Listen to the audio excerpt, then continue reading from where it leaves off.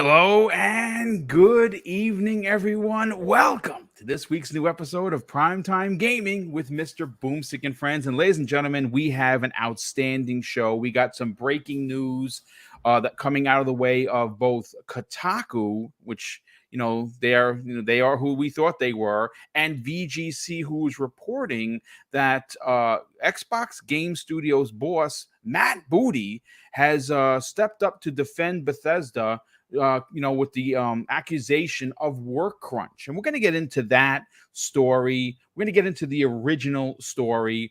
But then, folks, we're going to kind of talk about this crunch culture that is known to be widespread in gaming. There are a lot of people that when I posted this on the socials had a significant amount of things to say about working in the industry and or physical work versus game development. And I actually have a few things to say about it because, even though I understand that no, we don't want crunch. Nobody wants crunch in the industry. Microsoft is doing their damnedest to make sure that that is not a thing. And I definitely applaud Microsoft for it. I think that games can be made without crunch, but I also know that they can throw resources or in the terms of hiring more people to get things done. And this is where we're going to have a conversation. And like I said, when I dropped this onto the socials, there were a lot of people who come from the school of hard knocks like myself, who were blue collar folks who stood in the rain, who worked in the snow, who stood on a foot post like I did sometimes for 16 hours without a break. And you know what? The job needed to get done. And this generation, the younger generation, does not have the same work ethics as we did back in the days. I will tell you that. And also, we have everyone on the panel here who have big opinions as to there can be a happy medium specifically, and that comes the way of Kay Asante. But let's introduce someone that I am ashamed to say is making his first appearance. He should have been on this show months and months and years, even years ago. Pixel Bit G. You see him in the chat all the time. My brother, how the heck are you? Welcome to the program. Good evening, brother Boom and panel, as well as the chat. I appreciate being invited to your show, man. I've been listening to you guys for a long time. Well, it's great to have you here. We know that you have a development history in tech, so we're going to get your hot take opinions about crunch versus, an acceptable amount of time to make games. Also, games, folks, is a business, and with business comes, deadlines. Deadlines are a thing. And listen, we're going to get into it. But Kay Asante, welcome back to the program, brother. How you feeling? Oh, I'm doing great. Welcome to all the folks in the chat. It's been an interesting couple of days. We've been having some fun. My cheap plug. We had a very fun show a couple of days ago, doing a quick Steam Deck review, which has been a long time coming. A lot of people showed up. Some people did not. We'll talk about that later. I will say, for those who haven't happened to watch it, haven't seen it, it was a lot of fun. A lot of people gave me some really good feedback about it. There are literally game codes riddled all over the chat in that thing. So many of them were claimed. I think there was a Cyberpunk code that was claimed. A bunch of other codes were claimed. Some were not. So if you happen to go scour the show and you're in that chat, you might grab one and choose to go redeem it, and you might get yourself a game, because I know there are still some that are out there. But yeah, it's been a fun couple of days, and you've set up some very interesting, hot and heavy topics to kind of carve up. So I'm looking to get into it. I appreciate all my of course my PTG brethren, and of course the man Mr. Pixel Bit G. Too bad we don't have any Halo news, because usually when Pixel's in the spot, we want to test his because this man is a Halo lore encyclopedia in addition to his other skills. So it's always good to have him around. One-trick pony, bro. Well, it's funny you talk about that, because tomorrow at 12 p.m. Eastern Standard Time, it is going to be the new episode of X Vlog Live, and I'm going to be sitting down with another Halo expert known as Luke Lore, Insipid Ghost on Twitter. We're going to be sitting down for 70 minutes. We're going to be talking about the rumored Xbox dedicated handheld, which we think that they're testing. In fact, we know that they're testing thanks to folks like Jez Corden and others. And they are testing a few different new products, and a handheld is one of them. And we're also on the back end of that conversation because Insipid Ghost is such a huge Halo fan, like myself. We're going to be talking about the state of Halo Infinite. There is some controversy, folks, and that comes the way of the newly announced microtransactions coming to Halo Master Chief Collection. A lot of people are wondering why there's even content coming to the Master Chief Collection when Halo Infinite is missing so much. So tomorrow, 12 p.m. Eastern Standard Time, if you want to hear that and a lot of other opinions, make sure you tune in for that. But let's continue with the introductions. Next up, Crispy Bomb, the best voice in the business, and one I can guarantee you is going to be in Gear 6. I have a feeling. What's going on, brother? How you feeling? Gear 6? Are we talking about that already? No, we are, brother. I'm going to petition for you to get at least to be one of the side piece characters. You got to get in there, brother. You got to get man, if Alana Pierce can get there, I don't know, man. Like I got the voice. I'm just saying. I agree. It's gonna be something special tonight because I think we all have great opinions. And also we have like work experience stuff, stupid stuff like that. But I mean, it's kind of a dry week. So, I mean, let's go into it. I mean, Matt Booty said what he said. Let's do it. Yeah, we're going to get into the original story, which was posted on Kotaku. I believe it was June 8th, if I'm not mistaken. And then the follow-up story that they released when Matt Booty actually responded. But let's continue with introductions. Wandering Dutch, what's going on, brother? Your show was amazing today. Well, I don't know if you had a show today. I think didn't you say you were taking a week? Oh, you did have a show today. It was the week before that you were off. How are you, man? How was the show? Yeah, it was awesome. And you've got a super chat there from someone that's connected to that actually. Had the awesome stuffed Sean on doing his first ever podcast. Oh, that's great. Well. I love it. Love to hear it. Which was absolutely awesome. And I think he's given you a shout out as well into that super chat. So if you want to quickly grab that one, that kind of highlights. Yes, I will grab it right here. He says this stuff. Sean drops a £5 super chat and says, I won your competition last year, Boom, and got my first headset in years. Oh, that's right. I do remember that. He says, used it tonight to go on to Dutch's show. Your next, Boom. Two of my favorite creators. Well, thank you for the compliment, brother. And I'm glad that you won the contest from last year. I do remember that. I think that was the Christmas with Mr. and Mrs. Boomstick, if I'm not mistaken. But yeah, Dutch that was awesome, and it was great to see him on and obviously put that headset to use in a different way and get into the podcasting game as well. So that's been awesome. It was great to come back, had new overlays, new everything. It just took a week off to revitalize and refreshen the place, ready for the second half of the year. But no, awesome to be back on this show as always. And looking forward to getting into the topics. Crunch is always a fun topic to talk about. It is, but like I said, I think everyone is going to have a real interesting opinion. Lots of like I said, I think this is going to be a hot topic. And so, folks, we're not just talking about Crunch. Obviously, you saw the original advertisement. We're going to be talking on the back end of the program our 3 most anticipated games that's left for 2022. Obviously next week is July, and we'll have put the first 6 months behind us. There is still half a year ahead of us, and there are a lot of games, one of which we saw on the Nintendo Direct, and that was Sega Frontiers. Speaking of Sega Frontiers and Sega at all, Everborn Saga. What's going on, brother? How are you feeling? What's happening? It feels good to be back. I'm not going to lie. I was off the last couple of weeks. I made a little appearance here and there, but a lot of life stuff happening, a lot of adulting going on. That's not really a thing, but that's what they say these days. But no, I'm good to be back, especially we get to be coming back talking about Sonic. That's how you got me to come back, Boom. You said Sonic. I said Sonic, like, and forget about life. I just appear. I might be behind you. I'm in the house right now. You say it 3 times in a row, and Everborn just appears behind you. That's what happens. It shows up. Well, you know what?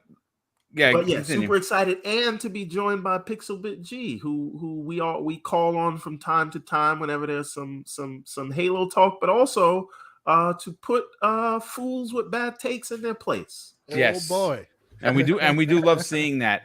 Well, listen, folks, let's get right into it. The original report comes the way of Kotaku, like I said earlier. It was published on June 8th of 2022, obviously this year, and it was by Sissy Zhang. And the report, the headline of the story is "The Human Toll of Fallout 76." It's 76's disastrous launch. And it follows by former ZeniMax developers claim that Fallout 76 was severely mismanaged. And here's a quote from that unnamed former Bethesda worker. They say this: "No one wanted to be a part of that project because it ate people. It destroyed people," one former developer of Fallout 76 told Kotaku.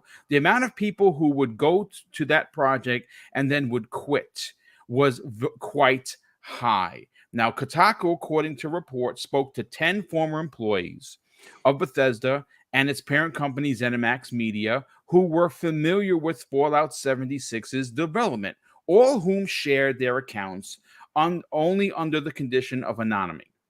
Some sources said that they signed non-disparaging agreements upon leaving the company and feared that ZeniMax's influence in the industry would prevent them from being hired elsewhere. It also, according to the report, testers who worked during the months leading up to the original launch said that the crunched 10-hour days for 6 days a week as the game trudged towards its beta's optimistic launch, which with the launch date, which was November 14th of 2018. Now, I want to close out that story because what we're here to talk about is head of Xbox Game Studio, Matt Booty, quote, and he says this: "It's unfair to put crunch culture onto one studio." And this is another report from Kotaku that's the follow-up. Now, what I find interesting is, and I said this in the opening, Kotaku just being Kotaku. This, I think, is a non-story because that crunch culture that was then was well before Microsoft purchased Bethesda and ZeniMax. Since then, we know that Microsoft has taken a very firm hand and stance into eliminating crunch altogether from Xbox Game Studios development, and that includes Bethesda. So I'm not saying that what happened to those developers is bad or good, or we shouldn't talk about it. We should talk about it, and I'm glad that this story did come out, but I kind of wonder the motivation behind it, because normally, you know, when Jason Schreier, or Jason the Rat Schreier, was there at Kotaku, he would do these investigative, reportive stories, and they, a lot of the times, more times than not, would be relevant to a current situation. This seems like they want to relive those glory days of while he was there, which he now writes for Bloomberg, and they brought up a story that, and I say this with respect, like I said, what happened to those developers that have this horrendous time working for Bethesda for Fallout 76, that cannot be forgiven, right? You know, what happened is what happened. I'm glad we're talking about it, but the motivation behind this story to bring it up now is a little suspect, at least to my opinion. And this is not me, you know, being, you know, the defender of Xbox. If the Xbox is wrong, understand I'm going to call them out fair and square. But this is a story that happened a couple of weeks ago, and we now have a report, a follow-up report, in a question and answer. Booty was asked to address the Kotaku report from earlier this month, which documented troubled working conditions at Bethesda and ZeniMax during the development of Fallout 76. And this is what he had to say, folks. That Xbox took crunch reports about its studios seriously, but added that the challenge with a lot of these articles is that they look backwards, sometimes pretty far back in time. And while Kotaku's report mentioned that crunch occurred on older productions, such as Skyrim, it mainly addressed the crunch that took place in 2018 on Fallout 76. And what's interesting is at an all hands on deck meeting on Thursday, Xbox addressed the growing employee concerns about labor conditions at Bethesda Game Studios and its parent company, ZeniMax. And this is what Matt Booty had to say. He said, We are confident that the studio was not crunching and that it is unfair to attribute crunch culture only to Bethesda. Now, he goes on to say this. Crunch culture is, if you go back 10 years, a little unfair to put that on one studio, said Booty. It's just part of the industry. I don't say that I justify it. I'm just saying that it's a part of the culture of the industry. I literally slept under my desk in my early career, and we looked at that as a badge of honor. And look, let's close out the story here because I think it might be slowing my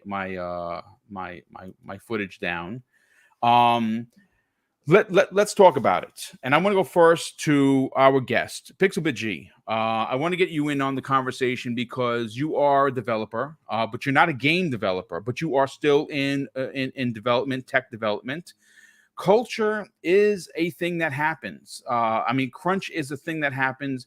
I'm not saying that it's right or wrong. But what are your thoughts on the report? Because I know that Microsoft has been very front facing regarding crunch. And if there were crunch going on, well, if that was the case and they were trying to get, let's say, a game out like Starfield that needed, X amount of time, but they wanted it out on this time, we wouldn't have had a delay like we did. So I think that they are true to their word. And considering that Microsoft is in the top 10 places to work, and Xbox is a part of Microsoft, I think that they are keeping true to their word. That's why they are hiring and people are looking to work there. What are your thoughts on this report, bro? Yeah, I don't disagree with that, right?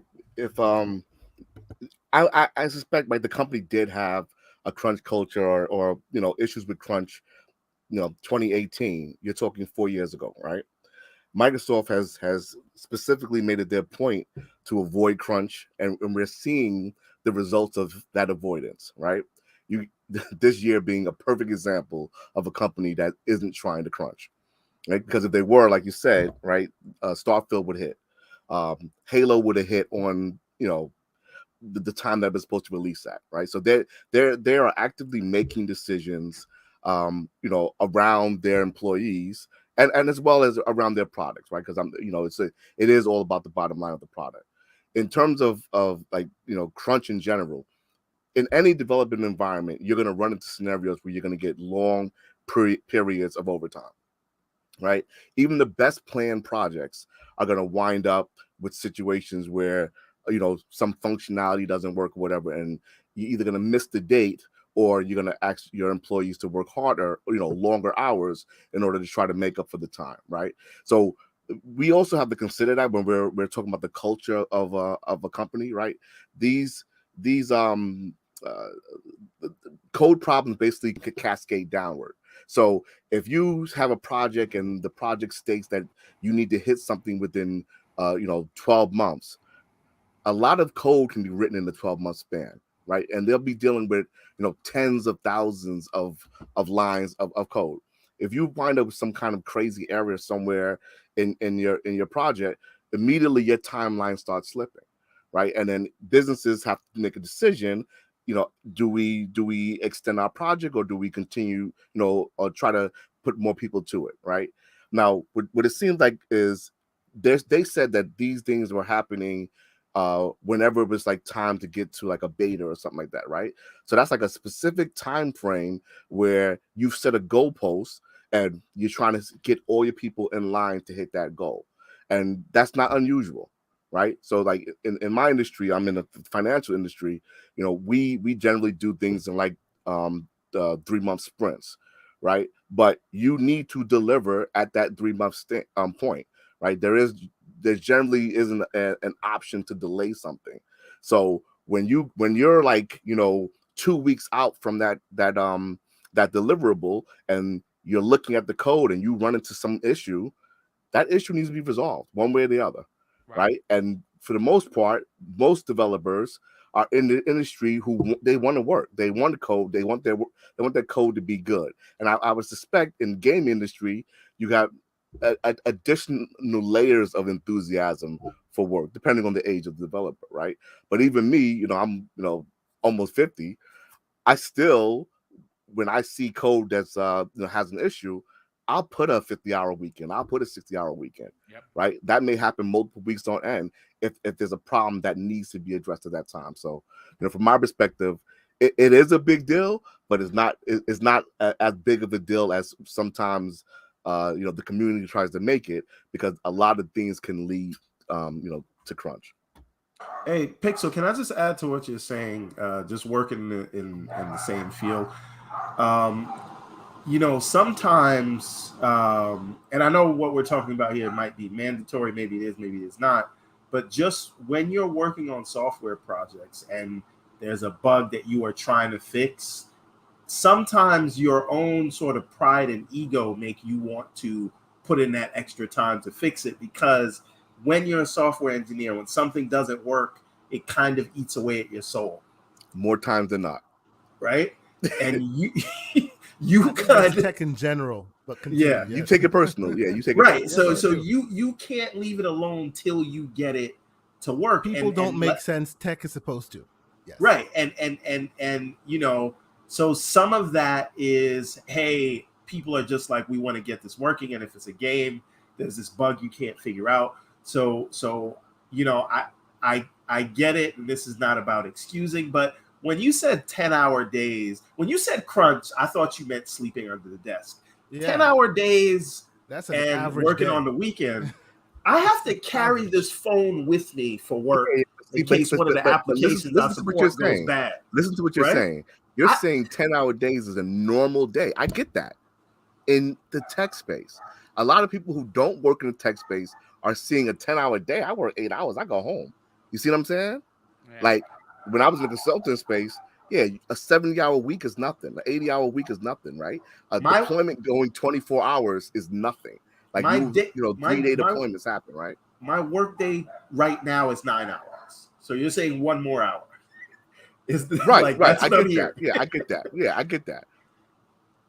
So, it's I get it. But I think once you use the word crunch in this in the context that we are concerned with, it kind of poisons the well.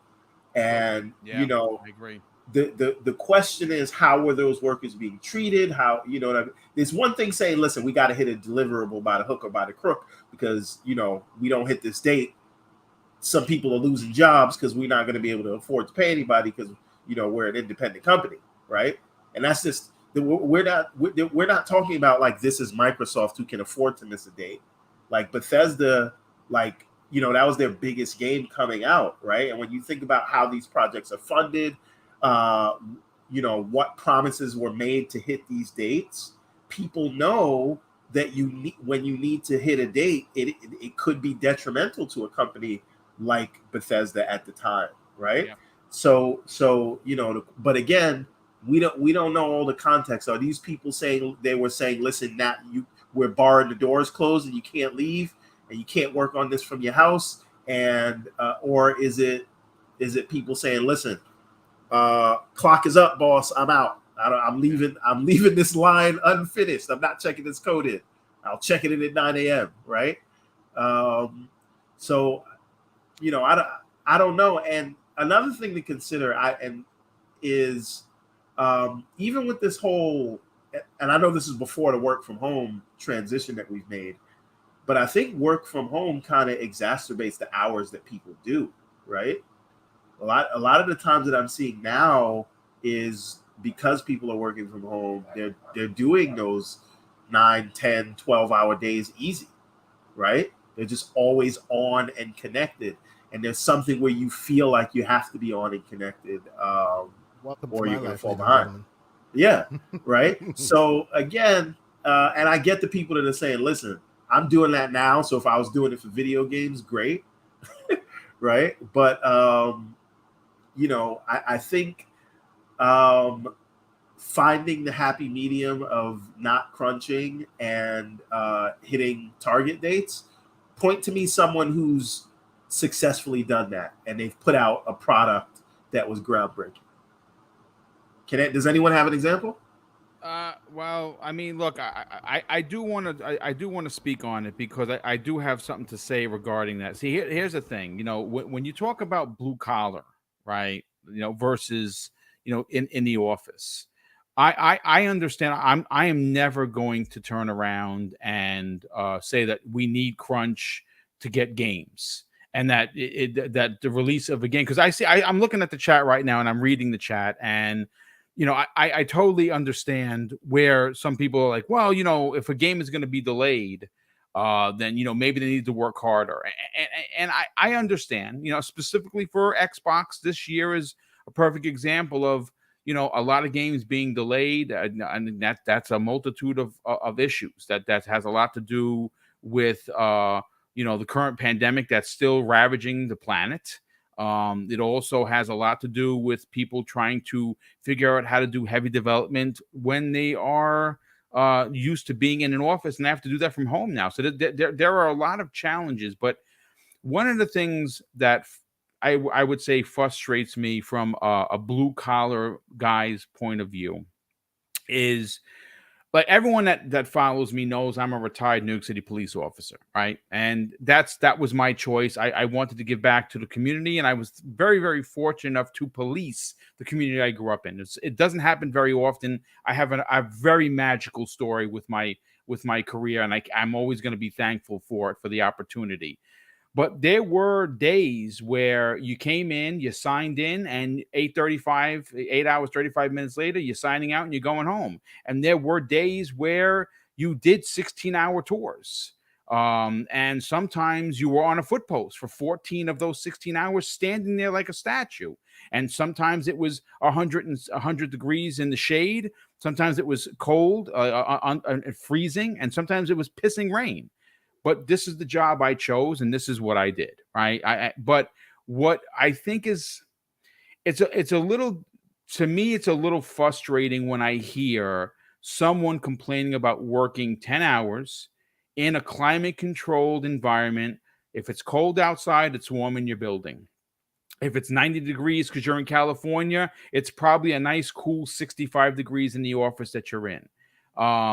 And if you want to go to the bathroom, it's probably on the same floor. If you want to go to the cafeteria and grab a snack while you're developing, you could probably do that as well.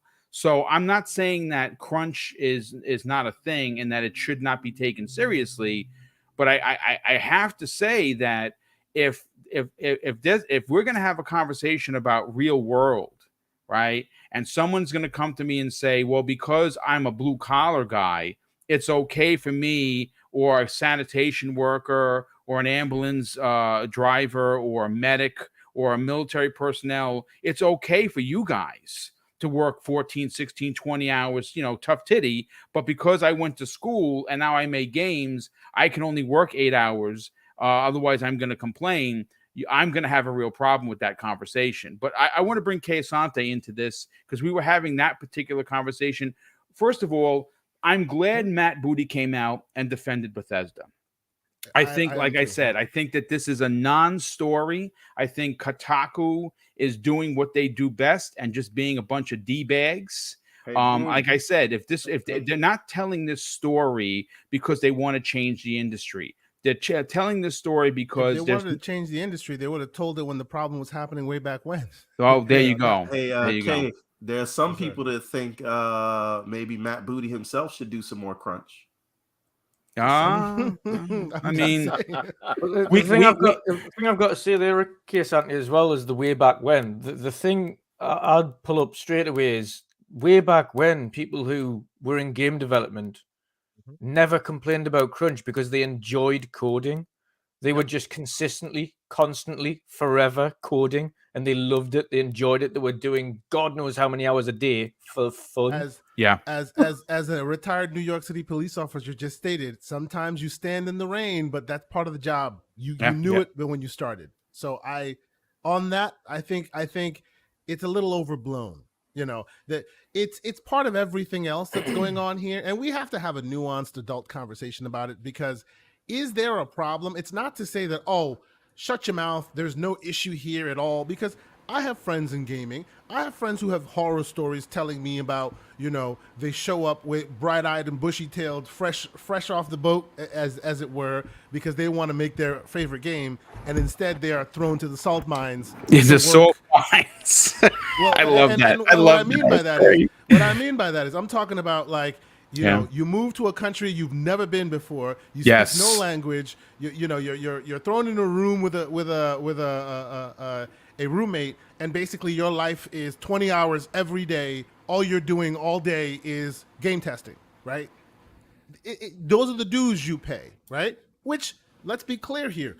In any industry, there's the low man on the totem pole who basically gets to deal with all the crap, right? And then as you rise, all that stuff changes and all that stuff matures and you change things, right? So is there some nuanced conversation to be had here? Of course there is.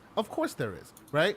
But like everything else, this has become one of those things where the pendulum swings far too much in the wrong direction, and everybody has to be clutching of pearls and talking about how it's horrible that they're getting mistreated, when in fact, like we're saying here, most of the time, people are talking 10, 12, however many hours. There's a lot, exactly as Pixel and as Everborn, and everybody else has already brought forth.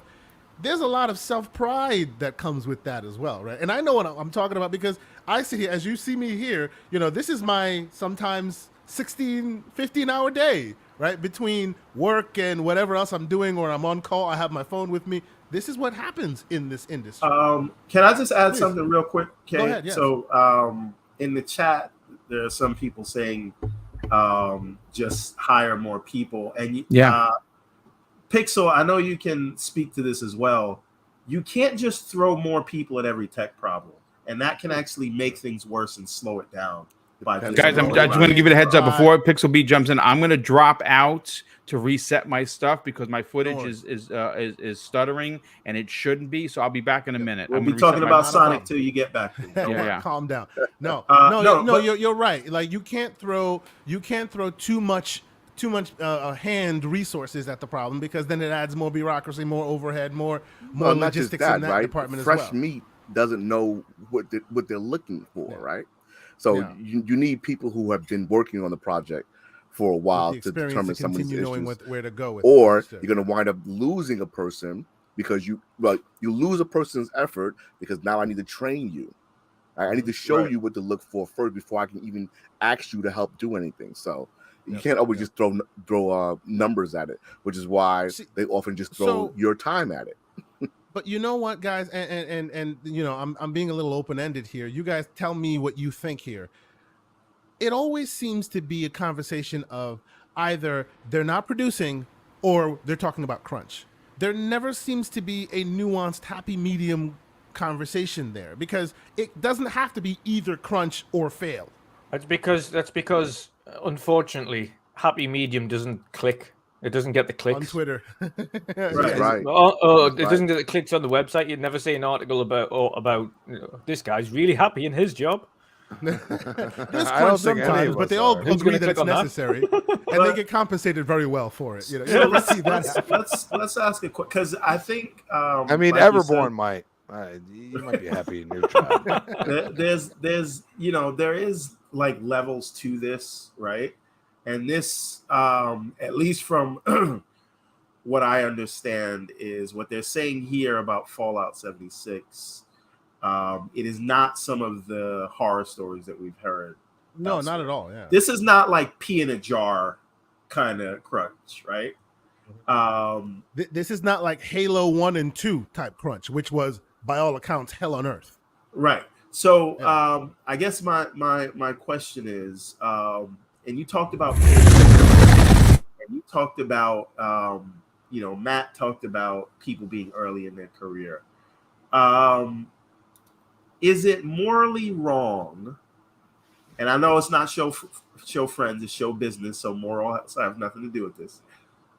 But is it wrong to say that the grunts, right, the new cadets, right, fresh out of basic training, which is college or wherever they got in there, is it wrong to right?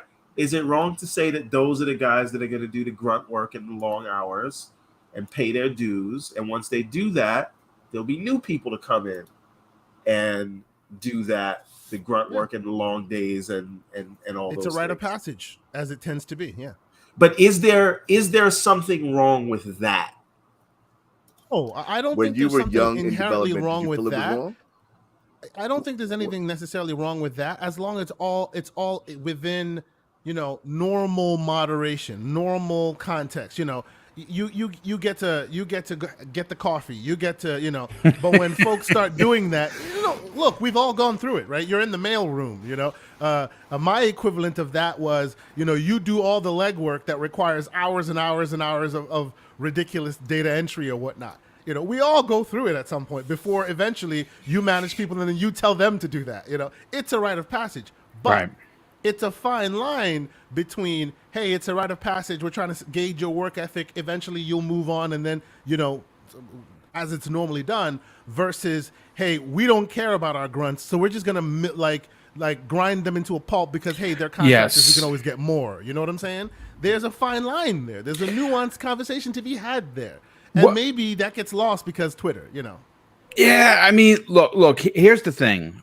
Everyone so far has had great points, and everyone is really knocking it out of the park regarding. And Kay, you said this in the green room, and you said it perfectly here. There is a fine line. There is absolutely a fine line. It doesn't have to be two extremes. It doesn't have to be. And for the record, I don't think most of these conversations or most of these articles that have come up get even close to that line. I agree. They write it in such a salacious way, and I'm thinking of this article, and I'm thinking of what do you call it? State of Decay, that article that came out a couple months ago. They all seem like either it's water under the bridge that they're not trying to drudge up, right, or they say it in a salacious way to make you outraged, when in fact you look at your own life and go, I don't see a big deal about that. Like, you work a couple hours longer than normal. You work weekends sometimes. When it's becoming a real problem, they start offering you overtime pay. All part of standard work, Yes. So I honestly think that although there is a nuanced conversation to be had, these things that they're using for that purpose, that shows the disingenuous nature of the source of that material. It seems like they're using it to do pot shots rather than actually having a real conversation about serious issues, Yeah. No, shout out to Moralesco in the chat. He says, Boom, I just got off playing Gears 5 in co-op. Good on you, young man. Gears 5 is a masterpiece.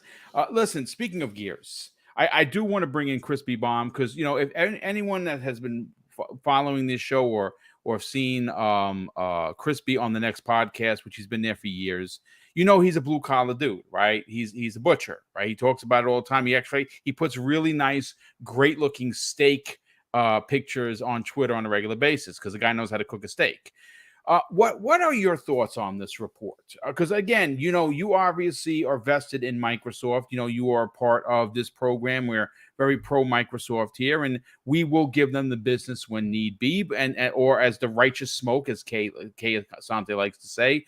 But in a specific situation like this, I gotta say that Booty's onto something because Microsoft has made a point to let the industry know that we will delay a game and we will have a game take longer than maybe it would have 10 years ago because we care about our people, which is why, like you just said, this is really old news. It's a non-story. But I'm interested to get your opinion on a lot of the younger generation that is in the industry. They feel like they want to do their 8 hours. They want to spend their 6 hours developing games. They want to spend 2 hours, get an hour lunch break, maybe get to the nap pod, maybe get a latte. I don't know if that actually happens, but I've seen it. So I'm going to assume that it does. What are your thoughts on this? Physical labor versus crunch. Who's right? Who's wrong? What is crunch really? I mean, that's what we have to look at. I mean, crunch for me would be, like a year ago, and actually a year and a half ago when I was working for my company, and we got paid our 40-hour salary, but was expected to work for probably 60 hours every week. Wow. That's the way they looked at it. Wow. To now where we've merged with another company, and it happens to be that the merge has brought the other company's CEO as our CEO. And immediately at this point, we have turned from you get paid for 40 and you deal with the rest to you get paid overtime after. How does that feel for an employee? That feels pretty good. So you actually make money back as you do the crunch, quote unquote. Right. So that doesn't happen when you're on a salary, though, right? Like these does not happen. Guys. You get paid. Your salary is your salary. salary. Yeah. Exactly. It's funny. There are certain instances where you get paid after a certain amount of time. So there was a point in time where I was making my salary, and then 5 hours after my salary, I would get paid halftime, which is basically minimum wage, even though I am the manager of that department. Wow. So I get paid half my wage for those 5 hours. Then after that, I get some kind of convoluted overtime. It was a little weird, never added up. I said, no, I'm just going to work my 40. At that point in time, my company already got sued, and they're like, we're not going to say nothing about that. So I didn't work any overtime. Now that I'm getting paid overtime, I'm willing to work a 6th day. I'm willing to do things like that. And I think that's where Microsoft's going to go. And there's not a single person that's going to care about it, because at the end of the day, if they want the money, it's there. Right. You know what I'm saying? But that's crunch. Like crunch, most of these people are salary. Okay. They get paid a certain salary per year. That is all. But then they get the pushback from higher ups because they want to move up because they're younger, and they go and say, well, you got to do more. Well, what do you mean? I'm working my 40 hours. What's going on here? You know what I'm saying? And that's the way I always looked at it. And for them to take away that, I think creative freedom is going to go crazy in Microsoft. I think it's going to be something that we might not see. I think next year, we're going to start seeing it, but this year we're not going to see it because they're changing cultures. Yeah. You know what I'm saying? And that's something that, when it comes down to it, when the Activision deal's done, guess what? That's the government signing off on it. They're good with Microsoft. They put out, we're doing this. We're allowing unions. They did that for a reason. Come on. Well, listen, to Microsoft's credit, they are taking the lead in changing the industry. And I absolutely love that. And obviously, we've seen Activision be, as Kayasante always says, the salt mines of Call of Duty. Well, we know that Call of Duty isn't going to be every year now, that they're skipping next year. And it's probably to kind of fix things that are broken. So Microsoft is doing this industry justice. I think at the end of the day, because you could sit here and tell me Sony's doing. No, they're not. Nintendo, no. This is not. What they're doing, allowing the union to coexist in their ecosystem is unprecedented. There's no other trillion-dollar company that has ever done this. Okay. This is something that says, you know what? We are for the people as well. And you know what? You could say they have all the money in the world and everything else. Well, they have all the money in the world to do what Amazon did. Okay. But they didn't do that. Right. And maybe it's a PR move. Who cares? They're doing the freaking right thing. They absolutely are. Yeah, no. So to that end, right? And I think this is the experiment, and we'll find out, like you said, not right now, but in the future. We will see if creating an environment where your talent is happy, right? So meaning you consider the work-life balance, right? Right. You don't put them on artificial dates because the dates don't really matter to you because of your business model, right? Will that in turn, will taking the pressure off the creative people, I know there's pressure to deliver something great, but will it lead to what the kids call greatness, or is pressure Can I a just part of the interject? Yeah, just last thing I'm gonna say is pressure a part of the equation when you are making something? Well, great? if you think about it, and this is the way Microsoft probably looks at it, look at what 343. I mean, it's not what we expected. I'm sorry. Like, let's be honest. Like, the single player was really good, and the multiplayer itself is really good, but everybody wants that co-op. Okay, and they can't deliver for some reason. I mean, we're going on what, a freaking year? Yeah. I mean, come on. You know what I'm saying? So, and we're talking about, you know, $1 trillion company with a $500 million IP, technically, and that's off of what they spent on it, even though it's billions of dollars IP, especially with a TV show. Okay, like they still can't get it right now, and that drives me nuts, because I'm a Gears fan, and I look at what Gears 5 did till now, and now I was like, I want more. You guys are on a roll, and then they just stopped. So they're doing something. You know what I'm saying? Because the coalition is no joke. But I feel like a lot of people look at 343 and say, you're kind of a joke right now. You gave us two things that were decent, but you didn't give us what we wanted. And I think a lot of Halo fans, which, you know, I'm a moderate Halo fan. I'm not like, you know, the upper echelon like Boom. He loves the multiplayer. I didn't hear, you know, I don't hear enough people like talking about the single player. And you know why that is? Because there ain't no co-op there. Yeah. I mean, listen, I can't necessarily say that there's that look, Crunch. I got to find his where he said this. Hold on a sec. Daniel McGee, who was on this Tuesday's Xbox Factor, yesterday's Xbox Factor podcast, he said something pretty interesting. Let me see if I could find it.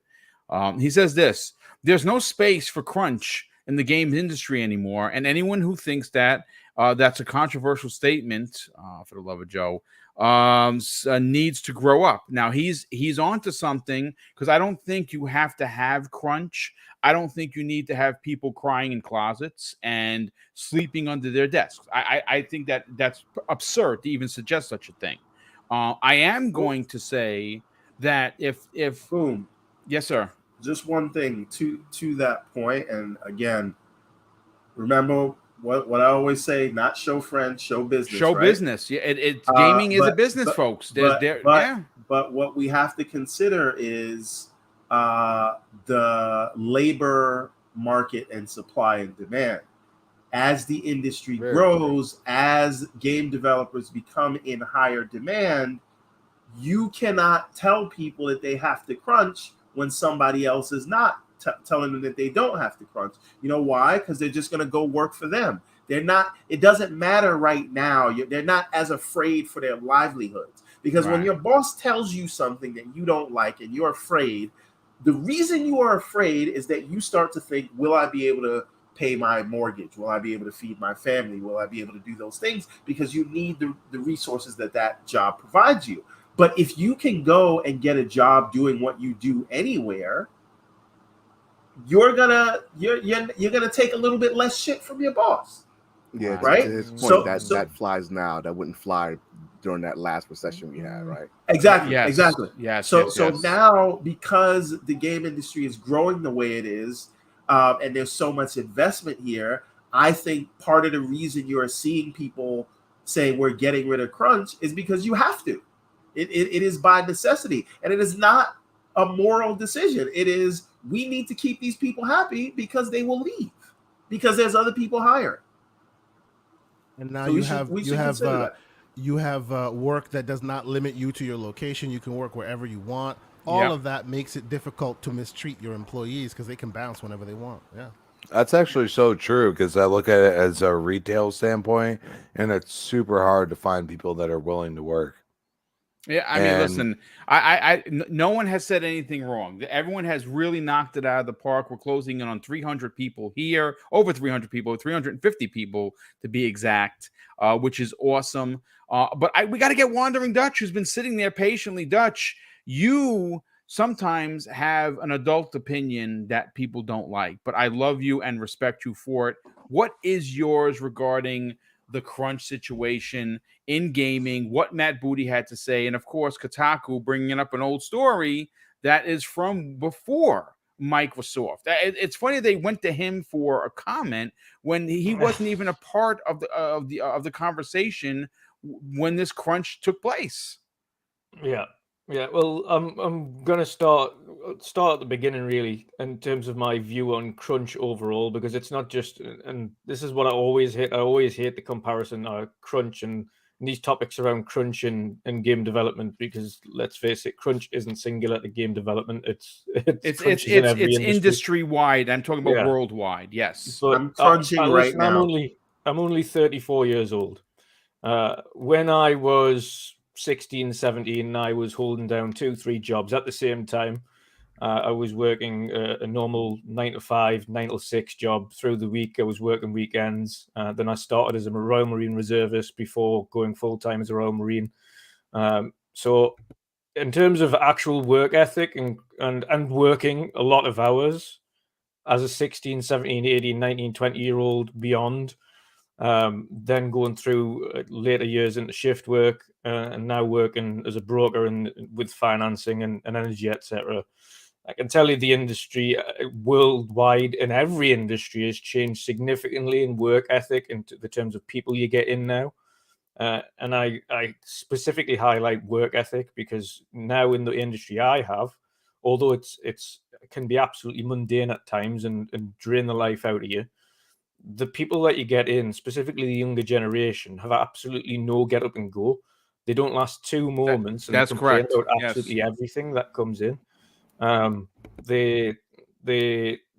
I've noticed specifically, I've been in my industry now for 10 years, and the guys that we get in now, some of the younger guys, will be there a matter of weeks, if not a couple of months, and then they jack it in. They just wander off. They don't even bother coming back. They don't even have the decency these days to tell the employer that coming back or not coming back. And that's the difference between what it was then and what it is now. And the work ethic of the generation below. A lot of them expect, and this is not to put it past or some of the younger generation, because there are some hard workers still out there, quite a few. But there's a lot of them now that expect things given to them on a plate and complain about literally everything under the sun. And again, I know I have no experience, but why am I not a producer yet? What's going on? Yeah, and well, it's not just that, and you do get it. And I've heard countless complaints and excuses and things like that throughout my years working in several different industries. Like I say, now I'm a broker. Obviously working in finance or any kind of financial kind of perspective, even if those who work at if game developers really want to talk about crunch, go down to the stock exchange, any stock exchange worldwide. You want to talk about crunch and working obscene hours. They want the money. Still doing 90 to 100 hours, 100-hour plus. They want the money, dude. Like, let's be honest. Like, they want the money, but you're talking about some of and we're talking not even the higher up jobs because they get easier. We're talking the lower down, the beginning jobs and things like that. That is crunch work.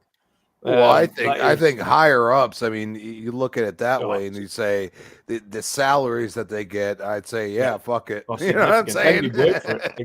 Exactly. But that's a different kind of crunch altogether. The perspective I'm coming from here is, and this is just personal viewpoint on what I've physically witnessed in my time working from start to finish, and my work ethic, and watching other people's work ethics throughout the years. Is that it's significantly changed from what it was 10 years ago to what it is now and what people expect to do. And this obviously you get now, even 5 years ago, you never used to go on the internet. And when you had a moan about people's work ethics, you would have a normal conversation. Now you get these teenagers and kids going, okay, boomer. Like, all right, okay, yeah, because you don't get your way. You're going to, here's your little slur against all the people. They're going to be very quippy. Yes. Yeah, exactly. It's all sarcasm and things like that. And if they don't get the way, they cry or they go and complain to someone straight away. I want to see your manager. We didn't have the whole Karen thing years ago. You know what I mean? This is the problem we've got now. We've got people that are willing to complain about everything left, right, and center. And we were speaking before about developers of previous years. Yeah, they had crunch, but the vast majority of them were crunching off their own backs. Even if you go back to watching the story of Mojang, and granted, the guy's a bit of a nutcase at times, but if you watch the story of Mojang and how they come to be and how much work they put into getting that game up and running and just how often they were in the office or coding consistently to get that thing up and running, and that was a passion project. If you look at indie developers now as well, do you think they've got anybody to complain to when they've got a crunch to get their own game out? Hell no. Because indie developers are passionate and they want to do something. These people want to work in the game industry. And at some cases, you're going to have deadlines to get things out, and you've got to work to certain deadlines. At the end of the day, as Everbone's mentioned, it's a business. It is a business. You're working, you are employed to do a job. And yes, you're going to get some, and tell you what, the benefits you get at the companies such as Microsoft and Xbox these days, never mind your salary, the benefits you get for working at these companies are almost second to none compared to the vast majority of salaried jobs in the world. And it does really boil me sometimes to see some of the complaints you see from some of these, and it is the younger generation, older developers. You never once see them complain. It's always the younger generation that are complaining about working crunch. It's the early 20s, the mid 20s.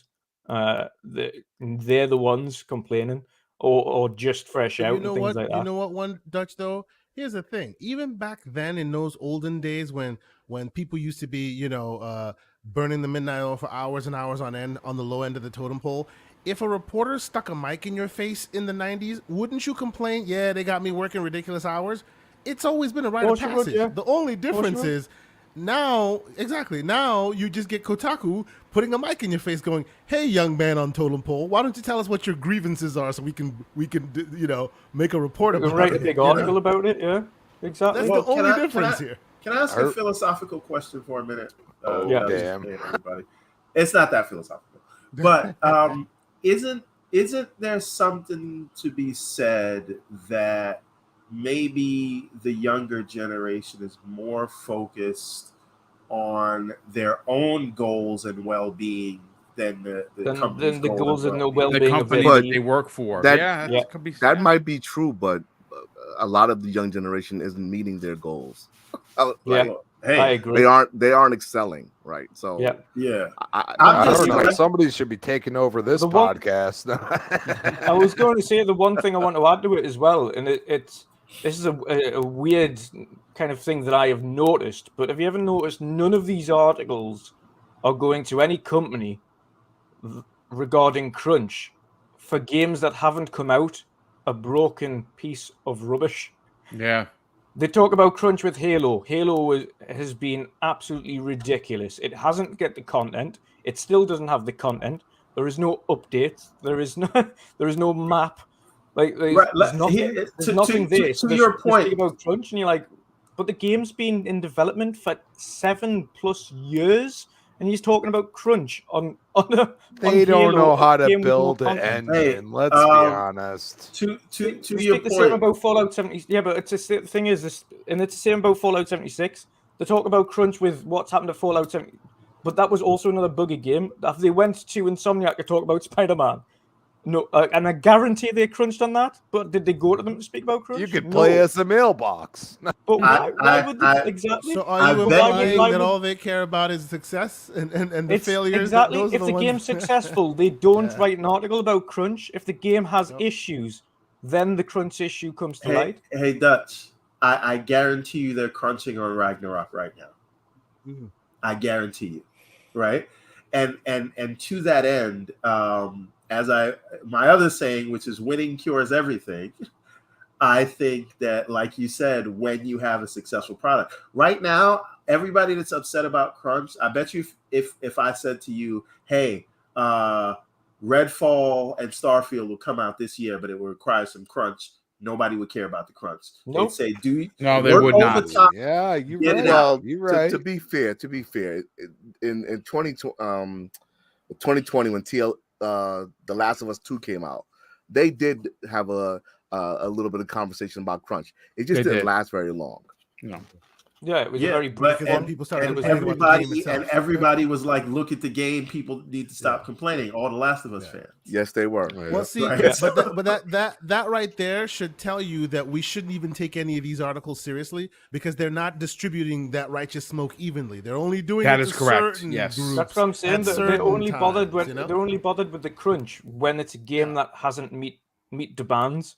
If the game's met demands, they don't give it the light of day, and that is the issue we've got here. Like crunch is not only company wide, and this is what Matt Booty's saying that is correct.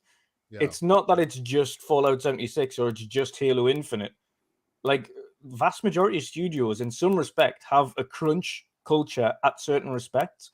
And if you speak to any developer, they'll tell you there are certain types of crunch. There is crunch that you want to do willingly because you're desperate to get this particular thing finished and you'll work through the night to finish it because you're on a roll and you just want to keep going because you're in that mind frame In the zone. and you just want to just get that coding done, just get it done. I've got this little bit here and I just want to finish it. And before you know it, it's 2, 3, 4 o'clock in the morning and you've eventually finished this bit of coding that you need to do and it's working perfectly. You've tested it. It's fine. Okay, now I'm going to go to sleep. And then there's the other kind of crunch where the company's saying, listen, guys, we really need to get on top of this little section here. We're like 2 weeks behind this particular section. We need to just you need to get down. We're going to have a week's worth here where no one's going on holidays or anything like that. We need everyone hands on deck. We need to get people in. If you can work an extra day, etc., etc. There's two types of crunch within game development. Well, you know what, Dutch? Though I would say there's a third type because both that you've described are not an issue. Because that's all part of work. That third type is when they take part 2 there, which is, hey, we're all telling you guys all hands on deck, but then it lasts for like a year, right? And it's like 24/7. They don't comment. You know what? I think you know what a lot of the issues are now. That's where the conversation can be had, but I don't think that's what's happening here. Am I wrong, Dutch? But no, I don't think that's not happening. I think another issue that you've got now as well, and I've forgotten which company it was that I've seen it with. And it was essentially that outsourced to a particular company. Was it here? It might have been Halo. Was it? Yeah. 343 was outsourced to a notorious with all the company, and they lied about their QA capabilities, and every time they got something back, it was wrong. I don't know whether or not that was Halo or something else. No, it wasn't Halo, but I recall this. I don't think it was Halo, but I recall the story. But I don't think it was Halo. Okay. So essentially, outsourced these separate outsourced QA teams, etc. And it was Cyberpunk. And it was just causing more issues and problems, and that boils down again. Yeah, that was part of their excuse as to why it ended up the way it ended, because they said they were getting faulty. That story just broke a couple of days ago, as a matter of fact. Yeah. Yes. Oh, that was Cyberpunk. Yeah. Obviously, not all of it, because we know historically the Cyberpunk devs said this game's not ready. Don't put it out. We know that. Well, we know the whole story behind that. Could have been a fucking PR move, though. That's the way I look at it. We know that wasn't, because, of course, the directors themselves had to apologize to the developers. And rightfully so, because them guys worked their arse off and told them so. Told this isn't right. We've seen that again on the Sega front with Balan Wonderland, and the lead director said it isn't ready, and not Sega, sorry, and Square Enix said, tough, it's going out. And it wound up being a disaster. Yeah. So we know what happens. We know these, and again, it's the big wigs, but the case is there is 2 sections here. Yes, you're gonna get hard crunch, but unfortunately, we've also got a sort of culture of soft people now. We've got a culture of soft people that expect to get everything they want and not give 110% back.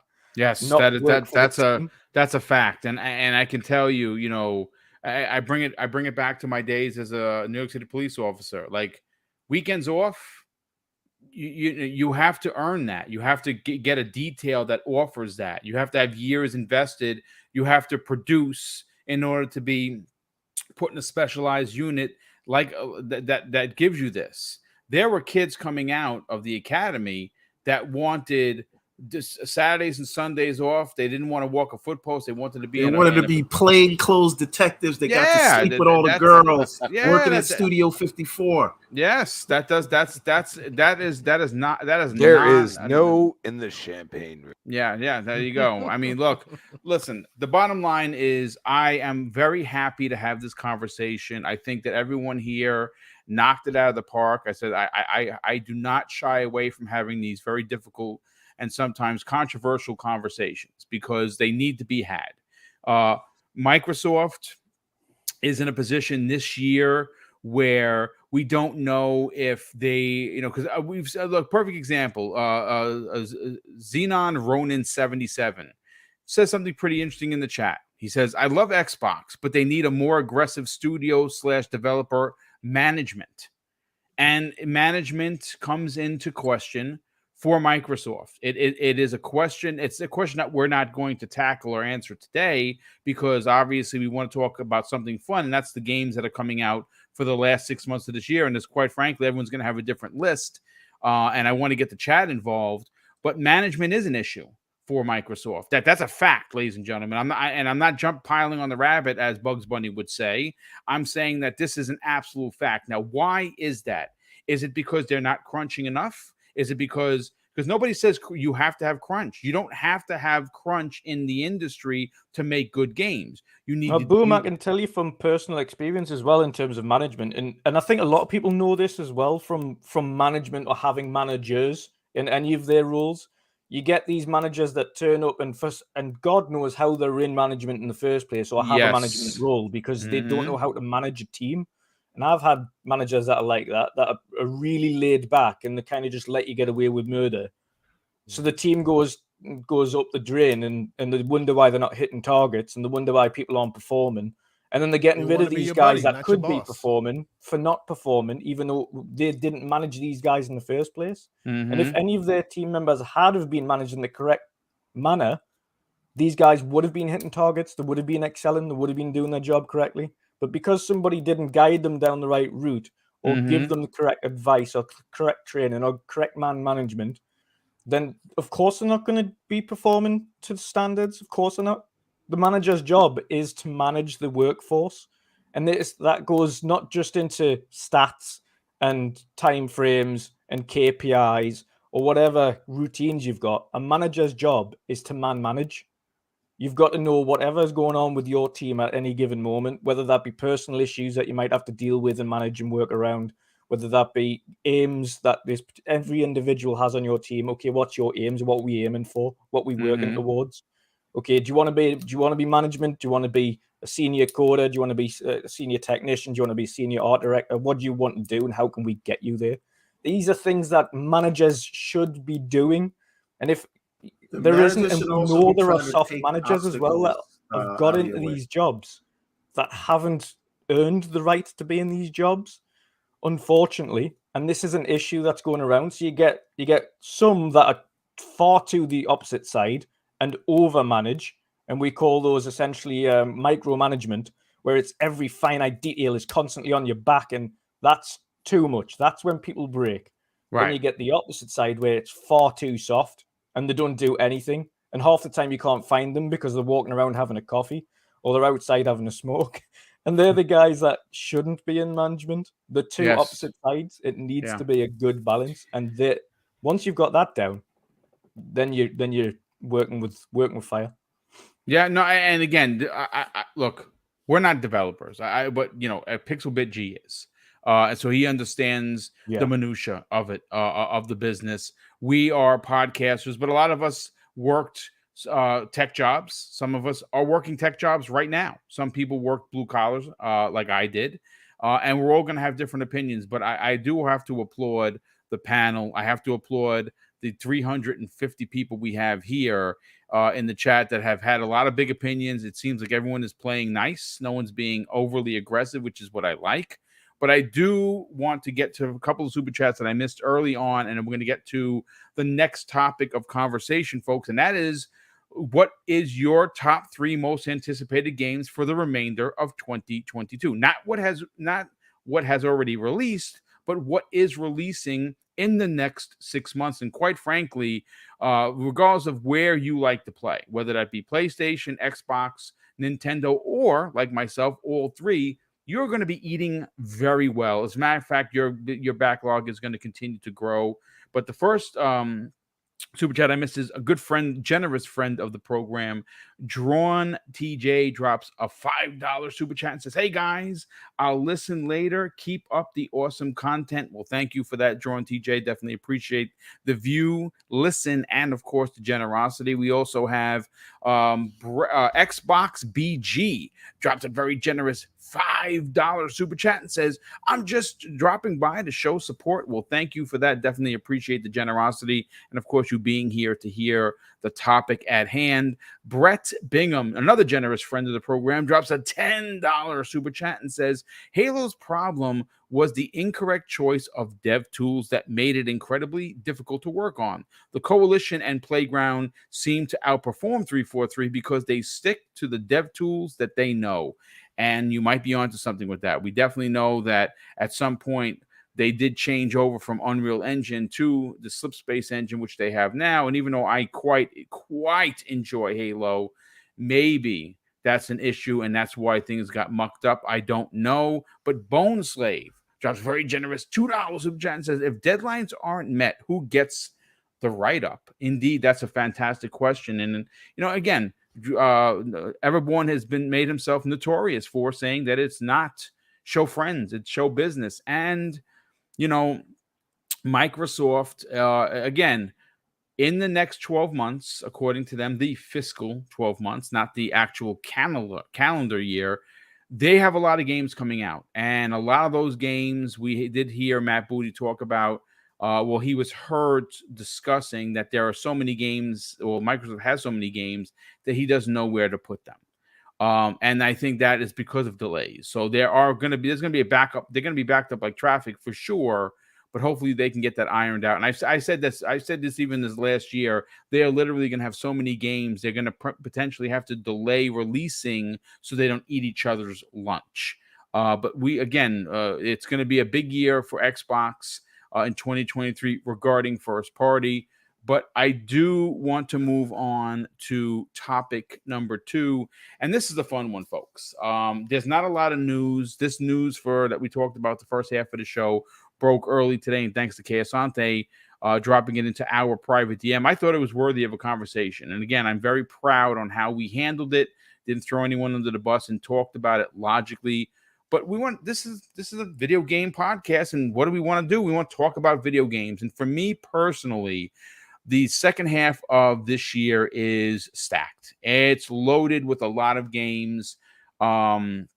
It's easy to say you're excited for Call of Duty Modern Warfare 2 because you saw the reveal. It looks ridiculously good. But for me personally, there are 3 games that jump off the page that may consider to have a lot of A's next to them, but are probably low in the totem pole for a lot of people.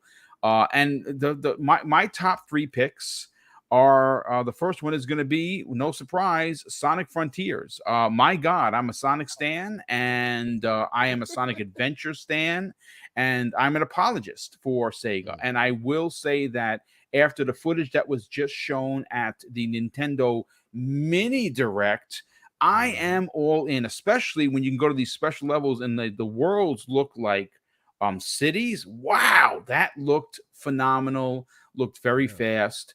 High on Life, I talked about, that was obviously shown at the Xbox Bethesda event. That to me was an unknown commodity. It is on my very, very short list for some of my most anticipated games. But the number one game for me is The Evil West. I don't know how many people have been keeping your eye or ears to that game.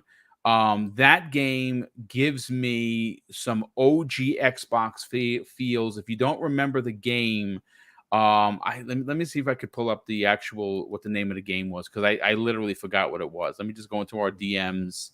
I had sent this to us earlier in the chat.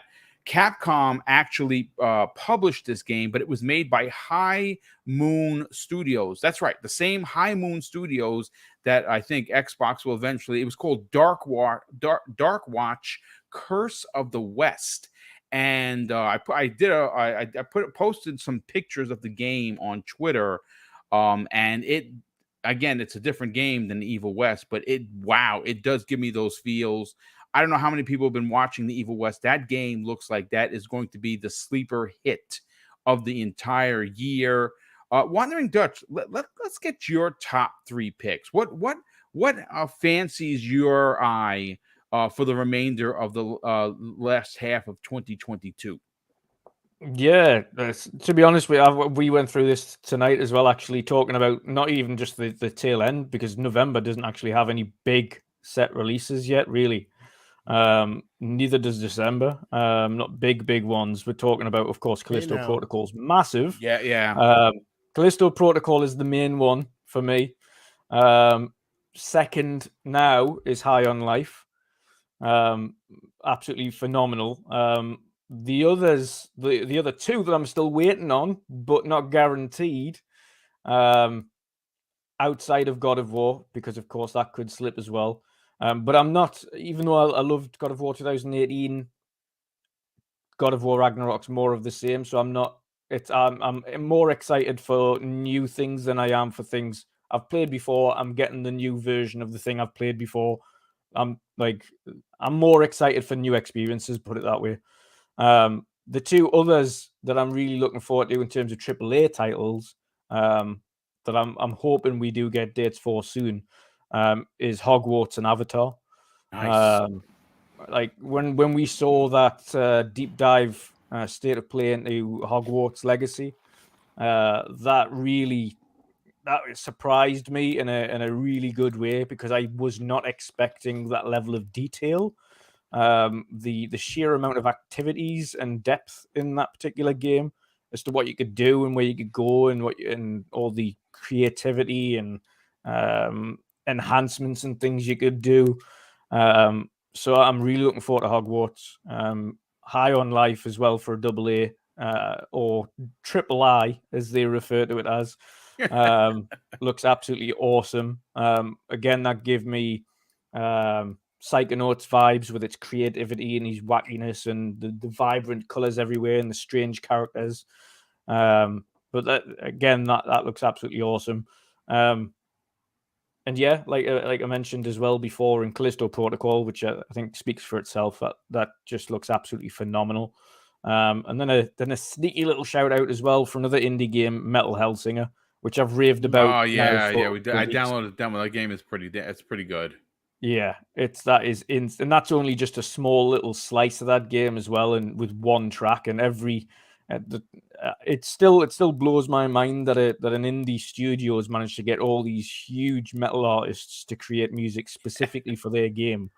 We're talking massive metal artists as well, like lead singers from Slipknot and System of a Down and everything like that, to create specific copyright-free music for you to play and stream and everything like that, so you never get problems like that on it. In the game, it's fast-paced, it's intriguing, it's like Doom on steroids with actual like vocal tracks and everything in the background. It's just phenomenal. And that game's only like 30. It's like, I think it was maybe $37 or something like that. 33 pounds in the UK. It's nothing specifically for what they've put into it as well. It's like I say, it's Doom on steroids. When does that release, Dutch? September. Okay. Yeah. So yeah, and it's like I say, a huge shout out to that one as well, because that one's like a bonus on the end there. That's 2 games that we saw in the showcases that I wasn't aware of. Right. And now absolutely can't wait for, and that again is High on Life and Metal Hellsinger. And the odd thing, Dutch, Metal Hellsinger is next gen only. Yeah. Yes. Yeah. Oh yeah. I would imagine. I think it's more to do with the pacing of that game, because it is fast paced. True. Yeah. Looks great, plays great. I completely agree with you. Yeah. Oh yeah. You know what? The Callisto Protocol hasn't downloaded the demo for that yet. The demo is out everywhere. Download the demo, have fun. It's great. They're mine. I cannot wait for those games, and like I'm just fingers crossed that, like I say, Hogwarts and Avatar, both of those games get the release dates. But I'm expecting potentially some of them to fall out of it because again, it's a hugely packed October. It's a massively packed September as well. October is ridiculous, dude. Yeah. It's there's so many games. It's bonkers. And mind you, you mentioned Hogwarts still doesn't have a date, which if it's November, which would make sense because it's but maybe even for Christmas because Harry Potter has been known to have. That would sell. God, yeah. Are you kidding me? Absolutely, it would sell. But you know what? You definitely sparked the attention of the over 300 people we have here with the Callisto Protocol because that's on the top of my list as well. Yes. I'm a diehard Dead Space, and I'm really excited. I'm actually very happy for the team that they don't have to go toe to toe with Dead Space. Dead Space is next year. They have the whole open fall for themselves. And what? Honestly, Boom, I kind of am sad for the team. They don't have to go head to head with Dead Space because they would murder Dead Space, and they would probably have murdered Dead Space. Bad for Dead Space on this one. they would be happy to do so to their former employer. The thing I like about that game the most, from what I've seen so far, is the just sheer attention to detail they've got in that game. We spoke about, obviously, speaking of Dead Space, we spoke about the original kind of amputation mechanics, as we put it, where you can kind of slice things up into little sectors and things all the way through. And they've went a whole new level with that on Callisto Protocol, where they've got like parts of bones and ligaments and things hanging out when you're chopping segments off. I'm like, this is another section entirely. It is brutal, but it's like the level of detail they've put into that game is just insane, and it's bringing back the horror in horror games. It's bringing back what we were waiting for, essentially. So it's unbelievable. Well, all really good picks. Let's bring in our guest over here, Pixelbit G. What are your top 3 picks for the remainder of 2022? I mean, there's a plethora of games to pick from, but what are your 3 that jump off the page for you? Yeah, I'm trying to stick to only games that I know have a date for this year, right? Because we have some games that are suspected to come this year, but may not. The first one that I'm really interested in is Warhammer. Just say this is why you left off God of War. Hey, yes. Because if that was there, then it's number 1. There's nothing to talk about, right? But without it there, then Warhammer 40K, Darktide. So I was a big Warhammer player of like back in the Dawn of War days. I'm not sure if I know Chaos Sante has to know this. I know this group of games, right? So those were like games, yes. Just ridiculous RTS games. So being able to take those characters and they got some really dope character designs and enemy designs with the skill sets and everything.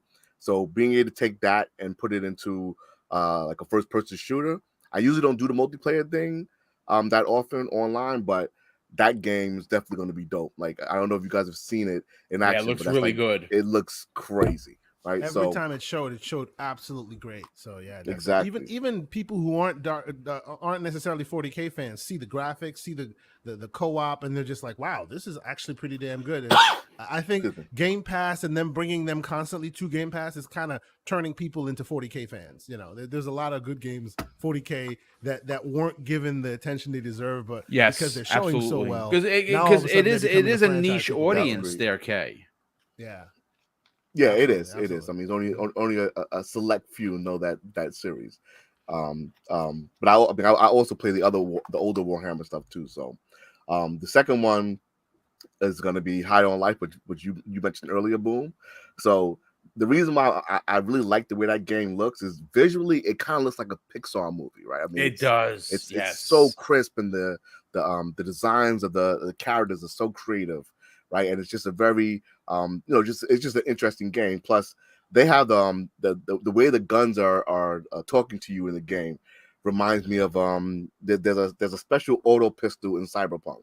I'm not sure for anybody who's beaten Cyberpunk, you may know what I'm talking about. But there's an auto pistol that it talks crap as you use it, right? So it's like, oh, you want me to hit him in the head, hit him in the knee, right? So it's like, and it's like there's the missions around this guy. So to me, it's sort of like they're taking that concept and making it with all their weapons. And it also reminds me of Stranger's, it was a Stranger's Wrath from Yes, the Yes. Oddworld game. yeah, Oddworld, the yes. Oddworld game. Yeah, Stranger's Wrath. Yes. I think was That's the first thing I thought of when I saw that. Bullets that speak at you that are alive and weird little monsters. Absolutely. That's the first thing I thought of when I saw that. Stranger's Wrath. Yep. Yep. So that kind of feels like a recreation of that type of game. So I think that people should look out for that one because I think it's gonna be a really dope shooter. And then the last one is gonna be Marvel Midnight Sun. So that's a good pick. This I'm an XCOM guy. I mean, like, from the original XCOM to the ones they just released, but I had like 1,000 hours on it. Like, love me some XCOM. So they're taking the XCOM formula and then adding in a deck builder, which I kind of like deck builder games too. And then when they actually showed the game finally properly as an XCOM game, because prior to they were kind of trying to act like it was an action game a little bit there with some of the stuff they were showing, but this time they actually showed it for the actual gameplay that it has, and there's some really interesting ideas they have going on with their attacks, where like you're multi-selecting locations, and then your heroes will do like a multi-threaded attack, like put a warp gate behind somebody, punch them through the warp gate, and then have them interact with another character. So I think that's going to be a real interesting game. I don't know if a lot of people are going to be interested in it, but to me, it looks like it's going to be a really, really great game. So those are my three right there. Yeah, no, those are fantastic picks. Let's get Everborn Saga in here. I mean, it's safe to say that we know one of his picks. No, because everybody knows that the number one game of the year is going to be Sonic Frontiers. I'm not going to choose that right now because it would be too one easy. Of my picks. That's right. It would be too easy if I went with Sonic Frontiers. We'll see if I'm going to steal one of your picks, Crispy. We're going to try something. All right, number one that no one has mentioned yet, and I don't understand why, is A Plague's Tale Requiem. You fucker! You already did it. You already did it. The next one, and again, I'm going by what people have already picked because everything. I think Pixel's picks were fantastic. I think Dutch's picks were fantastic. High on Life looks like it's going to be great, but I'm not going to say that for the sake of our audience. I think a lot of people are sleeping on Gotham Knights. Did you see that Robin gameplay recently? Yeah. Oh, sorry about that. Yeah. There you go. I hear you, Everborn. I'm just that still good. salty because they're that taking good. the That's last right. gen game and Here we calling go. it next gen and It's trying only to get coming. one I'm over not on having this people. argument with you again, K. Sante. It's only coming to next gen. That's the only thing. That's the only thing that irks me about that game. You decide at the last minute, oh yeah, those Jaguar cores that we targeted, yeah, we're not doing that anymore. And then you expect me to call it next gen. I'm calling it next gen. Continue. His mama called him Clay, next I'm gen. calling Clay. I'm calling This is the show within the show. All right. So Gotham Knights, and then the third pick. There's a lot here. What can I say that you guys have not said yet? I'm gonna go for the home team. I'm gonna say, and I traditionally don't care about this, but like I said, home team. That was no good. one said Evil West either. If I thought about it, I would. Didn't you say Evil West? I did say Evil West. That's my top pick. Y'all are leaving All so right. much on the table. I am going with because I think it's going to be a return to form, Modern Warfare. Yeah, that's a good I pick. think it's It looks really good, dude. Okay. So those are my three, only because you guys already picked my three. So good luck, K. Asante and Crispy Bomb. I'll give it to you, baby. I'll take it. Pause. Love it. Big pause. Here's to that. No, but yeah, man. I think as long as Amicia gets some melee action, I think I think Please let me slap Plague's Tale. Hugo in this one. Please let me slap Hugo in this one. Come on, man. But no, I think that's going to be big. Modern Warfare is. I think COD is going to be back, and Gotham Knights I think is going to surprise a lot of people because it didn't really show well. But I think once we get it, people are going to be amazed by it because you got to look at who's making it, right? Yeah, unless they fell off, and I don't think they did. No. I mean, again, we saw the gameplay trailer. It looks phenomenal. Again, it looks like a return to form for me. I can't wait because and again, I don't buy it for the multiplayer. I buy Call of Duty for the single player, and that story for being that it is a remake is basically what it is. I'm okay with spending the money on it because hold on, Boom. I need to clarify. I'm not buying that game. It's coming to Game Pass in 3, 2, 1. If the deal is not closed by then, it will be closed soon after. I'm not playing that game. So you're gonna wait for Game Pass? I'm waiting for nothing wrong with that. Nothing wrong with that. Asante, let's get your opinion on this. There's one game that I have in the back of my mind. I'm not gonna say it because I don't know if it's Crispy's pick or Asante's. I will save it for the back end of the conversation. What are your top 3 picks that have you most excited that are left that are unreleased in 2022? Yeah. So again, as has already been pointed out by Pixel, we're limiting ourselves. At least I'm limiting myself to games that have a release month. Because they all say 2022 or whatever, but unless you have a release month at least, I don't think it's real. So with that in mind, y'all have stolen all of mine, but I think there's only one of the list here that was stolen that I think still begs reiteration, and that is Evil West. So that's on my list as well. There are many that are also on my list that I won't reiterate, but Evil West requires reiteration because I'm just as excited as you are, Boom. I think it's going to be a great, unusual game. That game looks so good. It looks so good. I can't believe actually what I'm seeing. Yep, it looks so good. I'm very, very much excited to see what that turns into, and that's in September, so we'll see soon. So I'm excited about that. I was gonna say A Plague Tale because I'm excited about that, but please let me smack Hugo. That's neither here nor there. High on Life was my dark horse because I've played their previous game, so I know what to expect from them. I'm literally playing that through that game now, and it's hilarious. It's great, right? Like exactly. Trover saves the universe. It's absolutely awesome. Since all of y'all stole that, my second choice will have to be Deliver Us Mars. Oh, dude, the first one was amazing. First one was unusually great. Good one. And now they got Deliver Us Mars, and I'm just like, hey now, and I'm in the bag because these are Dutch developers. I basically was raised in the Netherlands, so whenever they're doing great things, I see you there, Guerrilla Games. I'm happy about it. So Deliver Us Mars. That's my second choice. just for some clarification, if people don't know what we're talking about, there's a game that's currently available. It's called Deliver Us the Moon. Yep. You can call it a walking simulator or a puzzler or a combination. It's more difficult than that. You do a lot of. There is more gameplay than your Telltale game, if you will. Phenomenal. It is such. It's one of those games that no one talks about and probably should. And the fact that it got a sequel, that's a fantastic pick. Yeah, I'm excited about that as well. And of course, because I am who I am, and you hear me say this all the time, thank you all for not saying Atomic Heart, because that's coming in December. Thank you very much. That looks really good. And I am super excited. You still think that's coming this year? Recently as let me see the article. As recently as like a few days ago. A couple days ago, the developers have come out and been like, nope, it's still coming in 2022, son. We're doing it. So I'm excited because it's still on the list. Barlog is still saying God of War Ragnarok is coming this year.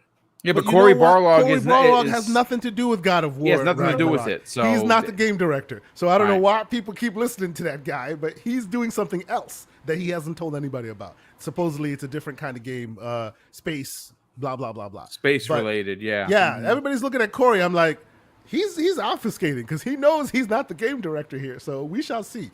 But yes, obviously, if and when Ragnarok shows up, that'll be the Elden Ring of its time, and everybody else will drop everything else and play that because obviously it's worth it. So we'll definitely be on the lookout for that. But these three, kind of double I things still is where I'm looking at it. There's a lot more on the list, but yeah, I think these guys, Evil West, Deliver Us Mars, and man, let Atomic Heart come out. I will be super excited. So yes, Yeah. I've been we're on that getting Atomic Heart Callisto- train for too long. We're getting Callisto Protocol and Atomic Heart in December. In December, yeah. What a Yes. Christmas! Yeah. What a Christmas! And that's my birthday. Yep. Yeah.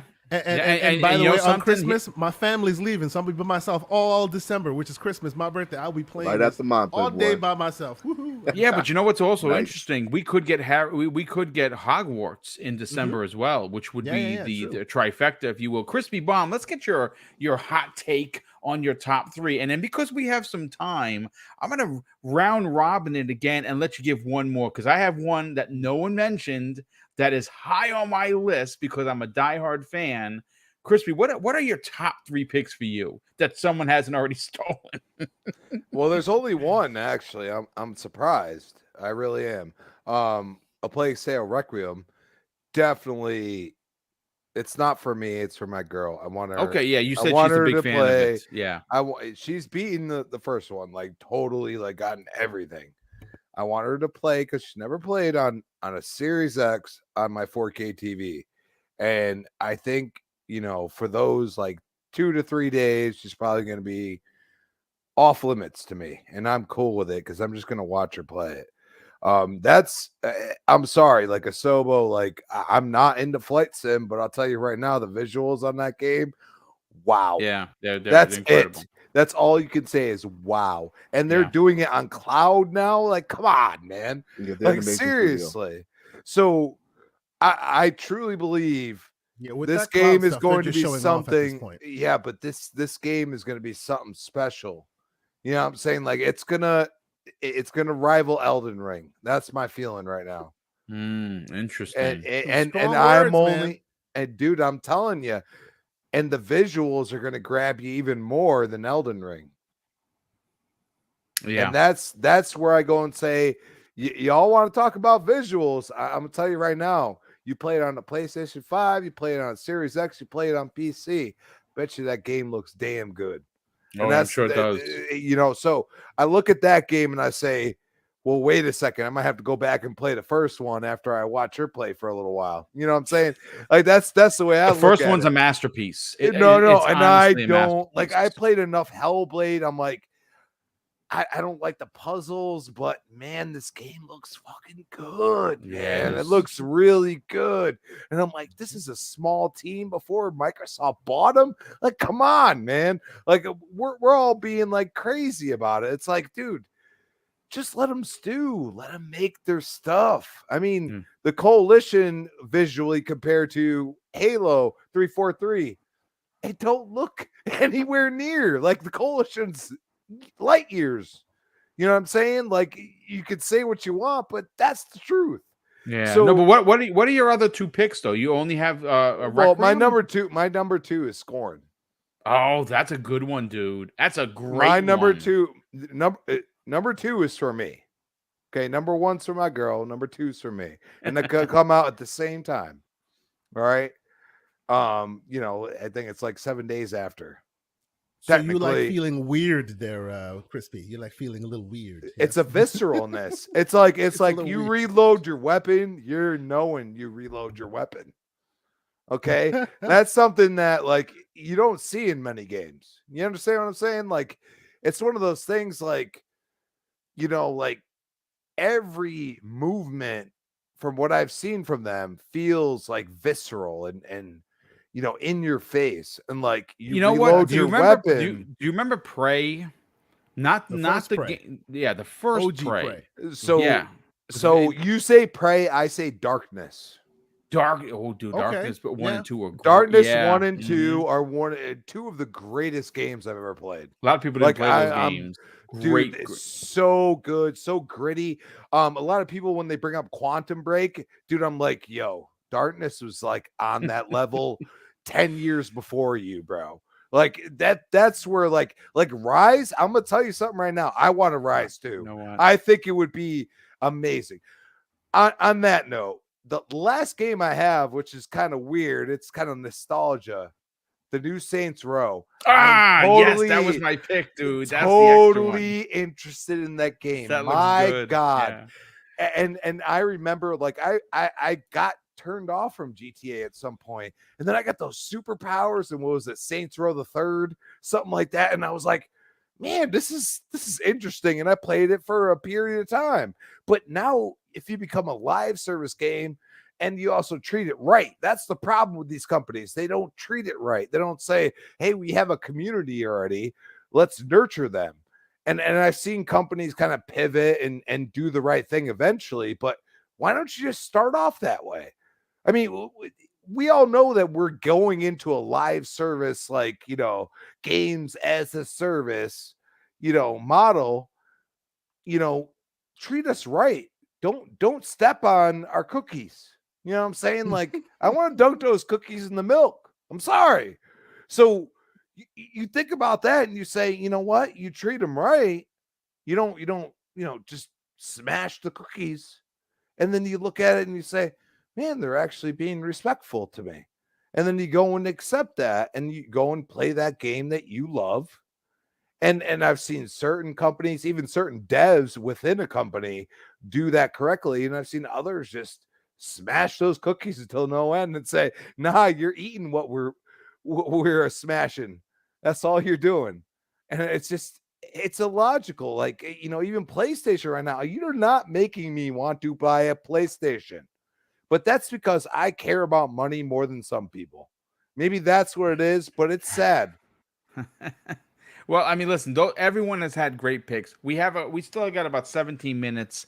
You know what I want to do for fun? To add a little, let's look forward. What is your one top game for 2023? Right, and I want to get the chat involved in this. I'm going to pick one that I did not know I needed in my life, but I really do want. That is Flintlock Siege of Dawn. Like that game, and that game, and it's funny because Dutch actually had that in his indie showcase. And no one paid any damn attention. And when I saw it at the showcase, I was like, oh my God, that I get Assassin's Creed vibes from it. For me, yeah, Flintlock. I think, when is that coming out, Flintlock? That's supposed to be early 2023. That's coming into Xbox Game Pass day and date. I am really excited to play that. So let me go back around the table here, and we'll start with our guest, Pixelbit G. What in 2023 has your interest piqued? I am all about Starfield. Oh, nothing wrong with that. Yeah, that's I'm spending a lot of time building my mining organization. I love it. If they allow 30 bases, I'm making 30 bases. I like space games, so yeah, I'm definitely going to be all up in Starfield. Yeah, you know what? I mean, obviously there's more information that's come out on that. The character customization looks like it's going to be it based on what the Xbox UK had to say on it. It is the most detailed and biggest in Bethesda's history, which is fantastic. Yeah, but also your ship is. I think your ship is going to be kind of a character because you're able to modify it to anything you want. So, for specific tasks and things of that nature. So there's going to be a lot of time spent base building and ship building. Yeah, no, I can't wait to see what the mod community does with that. That is going to be sick. Asante, let's get your top 2023 pick. So this is not fair, Boom, because since 2023 hasn't materialized, it means all these developers just get to throw a bunch of their games. Oh yeah, 2023, and they don't get to put a date on it. So there are a lot of. I'm looking at the list here. There are what I would consider moonshots. We know these things ain't coming out in 2023. Like, just stop, right? But they're all here for 2023, which means I guess they're fair game. Let me go through. Now, I'll tell you what mine is, but this is what I mean by moonshots. Marvel Spider-Man 2. Really? Are we sure? I don't know about that. With all the delays happening right now, I'm not sleep on Insomniac. Oh no, yes, that's true. That's true. If there's anyone who's able to make things happen, Insomniac is a machine. So maybe, but you know what? Let me pick something off the beaten path. Most people probably haven't heard about it. Most people have. It's off the radar. I'll pick an indie pick this time around. Even though there's so much on the list that are very cool that all look like they're coming in 2022 right now. My pick would be the team that got me excited about potentially like making a game myself. The team that made Hyper Light Drifter. 2023, dude. they're coming out with Hyper Light Breaker, the next iteration of that original game. If you guys have ever paid attention to that story, dude did not develop at all. He literally started using Game Maker Studio, a WYSIWYG editor, to make his game, and it became so good that he built a studio around it, and he's reached like ultimate success. Hyper Light Drifter, amazing game by all accounts, indie darling, amazing game, and they're doing part 2, Hyper Light Breaker. So, and this time, obviously, he's a full-fledged developer, building it himself and all of this stuff. So, I'm uber excited to see, this indie developer one-man show, kind of like the next Tunic, if you will. He came out, showed you what he could do, and this is his second version, his second iteration on that. The next version of Song of Iron, if you will. You know what I'm saying? Yeah. Like these indie guys out there making really, really interesting things by themselves with a small team, doing interesting things. So, Hyper Light Breaker, that's on my list. I'm excited to see what happens next. I remember the first one. The first one was fantastic. Yeah. Yeah. Let's get Wandering Dutch in on the conversation. Dutch, what is your top 2023 pick? Actually, mine's pretty easy. It's a one that was originally slated for this year that's fallen into next year, as a lot have. But again, much to Asante's aim there, it's not AAA. It's another indie title. Nothing wrong with that. That's Flintlock Siege of Dawn. Yes. Flintlock looks absolutely phenomenal. Of course, we showed it off in the indie showcase. It was then shown off several times across the actual showcases. And every time I see that game, it just looks better and better. Yep. It's another game that kind of really stood out to me, is much like Evil West has for a lot of people. Very interesting. Awesome looking, kind of weird. Let's say it's a mix between like Forspoken and God of War. In like this weird kind of industrial kind of era with magic, and yeah, it just looks absolutely phenomenal so far. I'm really looking forward to seeing more of that game and getting to play it. That is my pick so far for 23. Rel in the chat says no one's talking about Wulong. Yeah, dude, that looks phenomenal, bro. That is. When was the last time we got an update on that game, though? No. You're thinking Wukong. Okay, all right. See, yes. Now, Wukong is supposedly coming out next year to all consoles. There was some rumor that Sony picked up the marketing rights. I could not find any information on that at all. I'd be surprised if they did. No, I wouldn't be surprised at all either. Hey, listen, I'm going to be real quick here. My number one pick for 2023 is Sonic Frontiers. No, that's 2022. No, it's Sonic Frontiers because it's coming in 2023. My number one pick for 2023 is God of War Ragnarok. Okay, I see what you're doing over there. Throwing some shade over to Saucy. Listen, smack mouth. But let me give you a backup. Let me give you a backup since people are going to say whatever. I do think we get Avowed next year at holiday. That's a very interesting pick, and I think you might be onto something. No one's talking Redfall. That game, that game showed really well. It showed great, but we're talking about your number one most anticipated for 2023. Sure. Yeah, okay. That might be number 2 or number 3. Anticipated doesn't mean you're going to play it either. Think that is true. Yeah, who knows? It's my most anticipated YouTube watch. Oh. Okay, because that counts. I got one better. Well, what's your pick, Crispy Bomb? Forza Motorsport. That's a strong pick. Yeah, I mean, come on now. I mean, think about it. Like they're gonna slap GT in the booty and say good game. That's what they're gonna do. Well, they're gonna say good try. They're gonna say glad you gave it a shot. Is what they're gonna. No, good game. Yeah, good game. Like you did your best, but yeah, no, it wasn't good. We're on a different level. Here's different second level. Place. Congratulations. I think. I mean, you look at the screenshots you get now, even on Twitter, and if it's a racing game, it's Horizon 5, right? I mean, seriously, like nobody's screenshotting GT7. Gran Turismo used to be the pinnacle of racers. 1, 2, and 3 are considered legendary, at least in my opinion. And in my opinion as well. Yeah. Okay. They changed the game when it comes to simulation racers, and I've lost that over time. Okay, I actually go to arcade racers more. That doesn't mean that I don't know how to, work a car to make it drive on the road the way I want to, not anybody else. I don't care what anybody else thinks. I'm driving the car. And what they're talking about is doing some really special stuff. On top of that, the visuals. Yeah. If you look at it in a kind of pie in the sky, I feel like Game Awards this year, and this is completely pie in the sky, they're going to announce the release date for Hellblade 2, and it's going to be next year, fall. Wow, that'd be big. Yeah, no, that's a Hellblade. They're going to go with the trend. I don't know. Like, they've been doing it, and it's been working.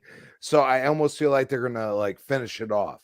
You know what I'm saying? On Jeff Keighley's show, I mean, yeah, hey, of course. Yeah, the Keighley. But absolutely. he put out a poll, and people voted the way they did. Okay. Because Xbox is trying to change the narrative. We're all freaking gamers at the end of the day. You know what I'm saying? Like, we play what game, what console, whatever we want. We play that. But I mean, why are we fighting about it? I mean, really, that's just the trolls of the interwebs. But listen, ladies and gentlemen, I hope you enjoyed your 2 hours of primetime gaming with special guest Pixel Bit G. That's going to do it. Let's get to the outros. First, before we even do that, I want to say a big thank you to all the super chats. And those do come in handy more than you know, because this July, Mrs. Boomstick, at Mrs. Boomstick's request, of course, is doing, and this contest is her baby. We're doing the $400 Christmas in July giveaway. We're giving away 8 $50 gift cards to your choice, anywhere you want to go, Xbox, PSN, or Nintendo eShop. You win it. We deliver, and we are opening it up to people outside of the U.S. If you win, if you are a channel member, if you are someone in the chat, if you are someone that drops super chats and you live outside the U.S., because there's these cash apps all over the place, we will pay the taxes and the difference in the amount of money for your country's funds, and make sure that even if you don't get the gift card from us, you can go buy it yourself. We will send you the money. And that's something that a lot of people don't do because of international pricing. We will pick up the back end of that dollar to whatever currency you have, and make sure that if you are someone that supports the channel, we are going to make sure that we deliver on you winning that prize. But let's get to the outros, and we'll start first with our special guest, Pixel Bit G. By all means, brother, tell everyone, if they want to strike up a conversation, where they can reach out to you on social media. Well, you can find me on Twitter under Spartan PBG, like Pixel Bit G. I really appreciate you inviting me on the show, man. I really had a good time. Thank you, sir. As usual, it's good to be with my boy K. Asante and Everborn. Nice to speak to you, Crispy, and Wondering Dutch as well. And I listen to all you guys' stuff, man. Keep doing great work, man. Appreciate it.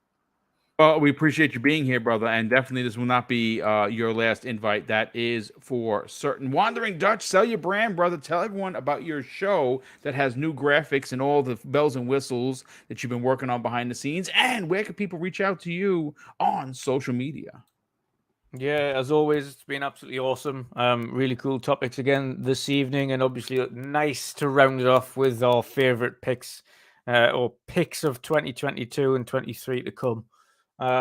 Awesome chat as always. It was nice and civilized this week, which was great. It's always great. Everyone was well behaved. There was no vitriol. We weren't getting slandered in the chat this week, but I appreciate that, guys. But no, absolutely awesome. Awesome to chat with Pixelbit G and of course the rest of our panel this evening.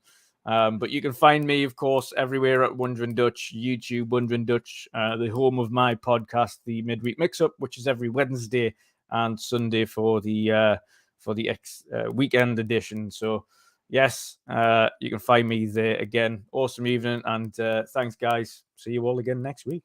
Absolutely. Real quick, shout out to Suicide Kings in the chat. He says, outro, I just got here. Another hour, please. I don't know if I can handle a 3 hours in this chair. My back would be a disaster area, but I appreciate it, brother. Thank you for always being here. Kay Asante, sell your brand, brother. Tell them about your incredible podcast, 10 a.m.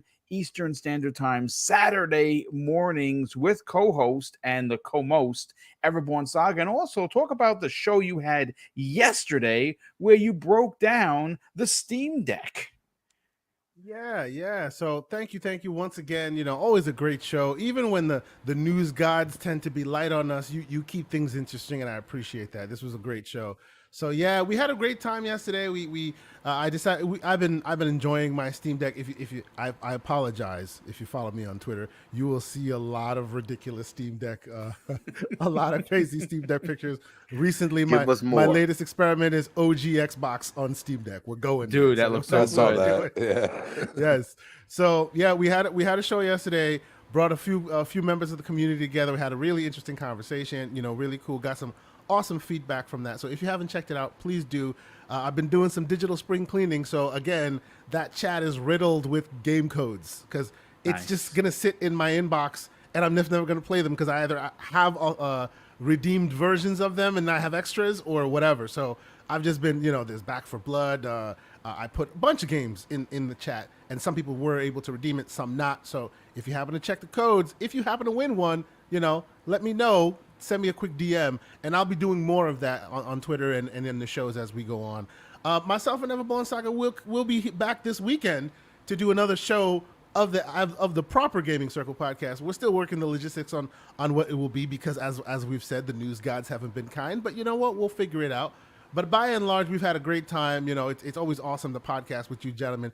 Pixel, you know what it is, man. This man, he needs to be podcasting more. Great voice, great opinions, always knowledgeable, and does not suffer fools. So we appreciate him. So thank you guys so much for being here.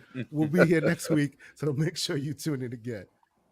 Well, thank you, brother. Definitely appreciate that. Crispy Bomb, brother, tell everyone about where they can listen to you on the next podcast. And more importantly, what else you got going on and where could people reach out to you and strike up a conversation? Oh, man. Always a pleasure, gentlemen. And the chat was well received. I loved the conversation. I mean, you got to be able to argue with each other respectfully, of course. At Chris Baum on Twitter, Chris Baum 28, Xbox Live. Find me tomorrow night on the next podcast, 8 p.m. We got Retro Renegades Tuesday night, 7 p.m. And of course, back here on Primetime Gaming, 7 p.m. Wednesday. Yes, well, great to have you that. And big shout out to the fraud in the chat, Emulation Gamer, who not only was blocked 4 times, still finds a way back into the chat to prove that he is a loser. But continuing, Everborn Saga, sell your brand, brother. What's the update with the Everborn Saga? What else you got going on with that? Where can people buy that? And more importantly, where can people reach out to you on social media? Loser. Yeah, terrible. No, Everborn Saga. Right now, we are currently trying to get into New York Comic Con again for this year. Very nice. It is a very crowded. It's very crowded this year. Last year, you had the whole COVID thing, so a lot of people were scared to show up. So we're fighting for our slot there. We're also trying to get into Anime NYC. Oh, nice. That's a big one. Anime, that's a huge one, dude. Yeah. So we're trying to get in there, and we're doing main floor. We're not even looking at Artist Alley this year. So we'll see. Wish us luck there. We are currently in production on 3 books. So there is a new series we're getting ready to launch, and there's Ariel's Adventure Chapter 2. And Prince of Arcadia Chapter 5. So all those things are happening at once. And yeah, that's it. Everbornsaga.com. Check us out. Check the books out if you have not already. That helps us to keep going. And yeah, hopefully just wish us luck and see if hopefully we'll get into Comic-Con this year. If you like the books, tell a friend. Post it on Tell Twitter. a friend. That's right. Tell everyone about the communication. Let people if you know have you like the the book. Get it rolling. Take a picture of the book. Show people that you have it. Show people the product. Yeah, absolutely. And Helps a lot. and if you see the product, if you have the books like I do, and you look at the artwork, you're just amazed that they put that together. It's just gorgeous. Yeah, and it's unbelievable. everbornsaga.com, Everborn Saga on PlayStation, Xbox, Steam, Everborn Saga on Twitter, Instagram, all that jazz. So yeah, Everborn Saga everywhere. Go to everbornsaga.com, check out that jazz. Yeah, well, thank you, brother. Listen, again, thank you. Big shout out to the chat. Of course, there was a knucklehead that we sent him packing. It always shocks me. It always shocks me that if you are like a fan of a particular brand and you come to another podcast that you know that we're a favorite other brand, why? What? There's got to be something you can listen to. I don't know. But anyway, listen, thank you so much for obviously pushing this channel past 10K this January. If you're just finding the channel and you're not a knucklehead and you want to subscribe, please help us. The goal for this remainder of 2022 is to hit 12K, and we're almost at 11.